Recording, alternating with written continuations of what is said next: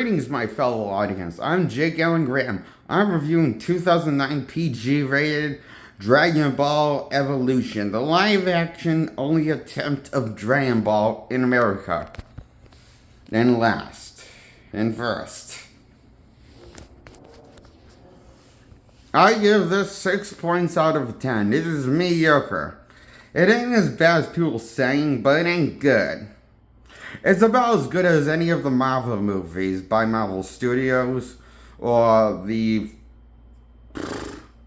Fantastic Four movies by Fox, or X-Men's Wolverine Origins.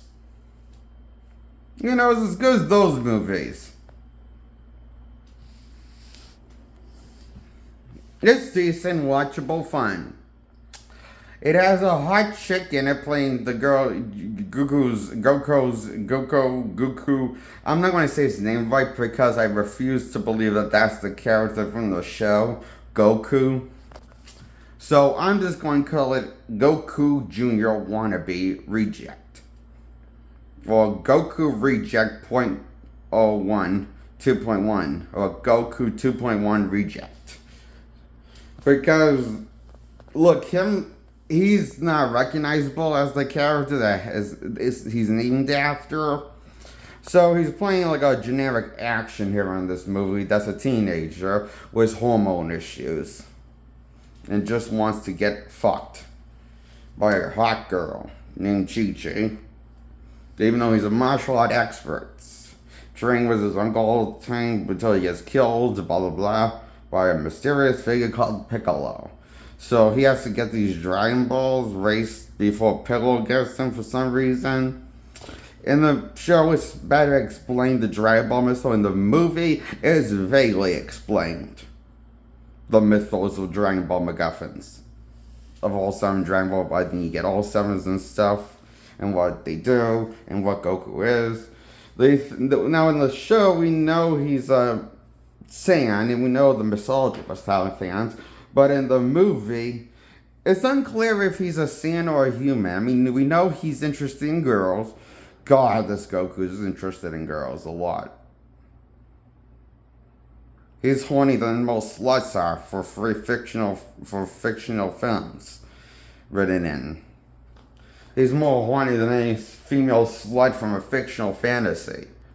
Than is how horny Goku is. Ridiculously horny for a girl getting laid for. He has eyes on some girl named Chi-Chi. Yes, if you're a Dragon Ball fan, you're going to know who the character is, but trust me, they're not recognizable as the same character from the show and movie, so it's not really a point of me explaining the mythology of the movie. Because they go with a very loose adaptation on purpose and change the mythology radically. And the problem is, the movie doesn't explain the rules of the world that this movie's in for this version of Dragon Ball. So, even though it's a loose adaptation, it doesn't even know what are the rules for this world.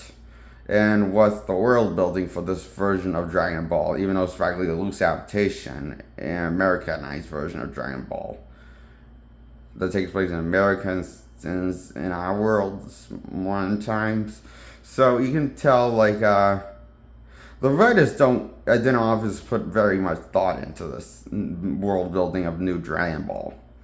Because they don't want to explain the world logic or the mythology of this world, or the rules, like what world building rules of what goes and what can't work in this movie world of Dragon Ball. But it just comes across as a generic martial arts action movie, which Dragon Ball slapped the title on.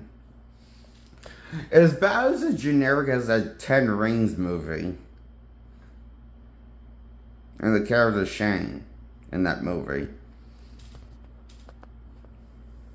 By Marvel Studios. This is who made the Ten Rings movie, you know?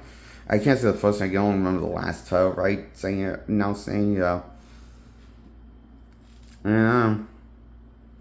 Dragon Ball isn't bad, it's just not a good movie. It doesn't make any sense.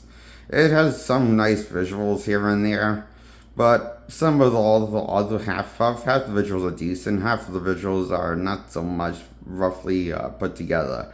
Half of the visuals look good, half not so much. So yeah, I suppose it's a mixed bag as a movie as the first Avengers outing from 2012. With the writing, performance, editing, and the style and this execution of the plot and characters and adaptations, it just doesn't make a whole lot of sense. You're left with more open questions of the movie than closure. And this is the only outing you're going to get, so you're not really left with how they enclose or what happened. You're just left with more questions than closure. So it's one of those movies. It's kind of like the Dark Knight trilogy when you think about it.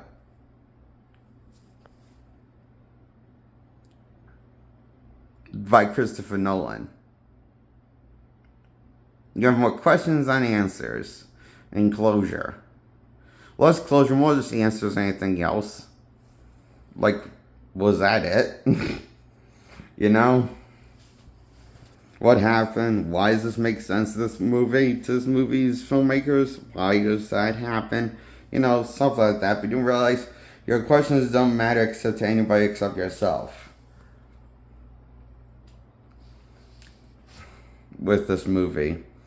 So I give it 6 points out of 10. It's mediocre like the Dark Knight trilogy from 2005 to 2012.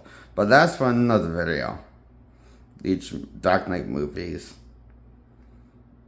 I'm going to do another video. Dark Knight trilogy. Goodbye. Subscribe to my content. Like this video. Subscribe. My audience. I'm Jake Allen Graham. Goodbye.